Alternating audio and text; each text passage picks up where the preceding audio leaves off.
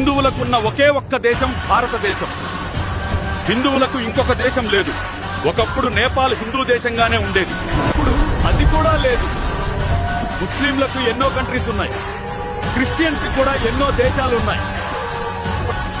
హిందువులకు ప్రపంచ వ్యాప్తంగా ఏదైనా ఆపద జరిగితే, అనుకోనిది జరిగితే, ఆ దేశాల నుంచి వెళ్లగొట్టబడితే వాళ్ళందరినీ ఆదుకునేది నా భారతదేశం మాత్రమే. అలా వెళ్లగొట్టబడిన వాళ్ళు ఇక్కడికి వస్తే భోజనం పెట్టేది ఇక్కడే. కాబట్టి హిందూ మతాన్ని కాపాడుకోకపోతే, హిందూ ధర్మాన్ని కాపాడుకోలేకపోతే, ఈ ఒక్క దేశం కూడా మనకు లేకపోతే మన పరిస్థితి ఏంటో అర్థం చేసుకోండి.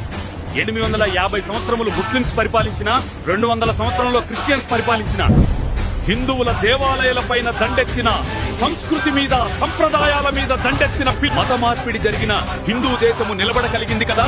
హిందూ దేవుళ్లున్నారు కదా. భారతదేశాన్ని కాపాడుకోవడం చాలా చాలా అవసరం.